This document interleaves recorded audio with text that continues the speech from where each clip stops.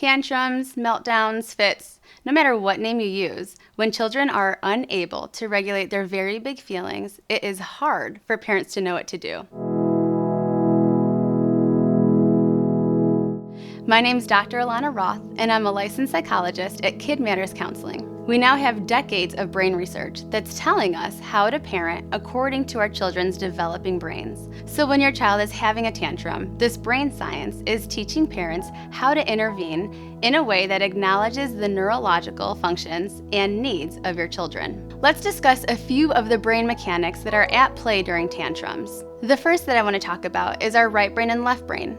When children experience strong emotions on the right side of the brain, their logic on the left side of the brain is inaccessible. So when a child feels something strongly, he is unable to rationalize it. So even if parents provide logic, it doesn't register or soothe the children because during his intense emotions, logic is nowhere to be found. What kids need in those moments is for families to calmly interact with the right side of his brain, where the emotions are. They need us to speak the language that they are feeling, such as, "Oh wow, you must be frustrated. I can see you're having a hard time. I know that you're feeling angry." The next part I want to talk about is called connect and redirect.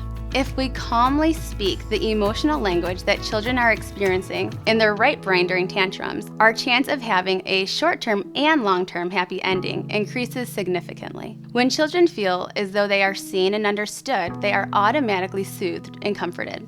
It is crucial for parents to connect with their children and their children's emotions before they do or say anything else. Then, and almost only then, will they be able to receive and really understand the logic or lesson that will follow. This receptive state allows parents to then redirect their behavior effectively. If we try to redirect or apply logic, rationalize, teach a lesson when a child is dysregulated, we will be ineffective 99% of the time. But if we connect first and then redirect next, their right and left brains will be integrated and they will be receptive to our redirection. At that point, lessons can be learned, behaviors can be redirected, and new skills can be acquired. The limbic system, namely the amygdala, is the integrative center responsible for emotions and emotional behaviors. We can thank the amygdala for the strong feelings that children express during tantrums. It does not take much work to stimulate these feelings, but it does take a lot of work to manage them well. That is where caregivers come in. Parents, teachers, therapists, we all have the opportunity to teach children the lifelong skill of regulating their emotions well. The most complex brain functions are housed in the prefrontal cortex, that's right about here. This is where executive functions occur, including sustained attention, planning, inhibition, and organization, just to name a few.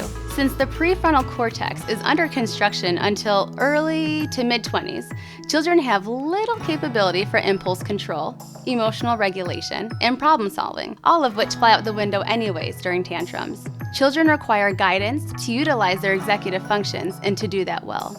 During a tantrum, once parents have connected with and soothed their child, they have the opportunity to help them engage that prefrontal cortex by reflecting on the tantrum. This may include asking questions such as, "What do you think went wrong? What can you do differently next time?" Or, "How can you ask for what you need? How can you let me know what you need?" This pattern of connecting and then redirecting is just another form of brain integration occurring in another part of the brain. Regardless of tantrums, the more opportunities parents have to teach these executive functioning skills, the more lifelong benefits children will have. One of the hardest but most important elements during tantrums is for parents to keep their cool. It's up to parents to calm their dysregulated child so that he feels safe, soothed, and secure. Only then will he or she be in a receptive state rather than a reactive state. If parents react emotionally, the child's tantrum will just escalate. But if parents can be a soothing, grounding presence, the child's tantrum will decrease. So I encourage parents to do whatever it takes to manage yourself while dealing with your child's tantrum. Sometimes the deep breaths that parents are modeling are just as much for them as for their child. Parenting and disciplining according to your child's developing brain requires intentionality and patience, but it can have lifelong benefits. Although it's difficult when children seem to be losing their minds during tantrums, we have the opportunity to help them find it by intervening calmly and purposefully.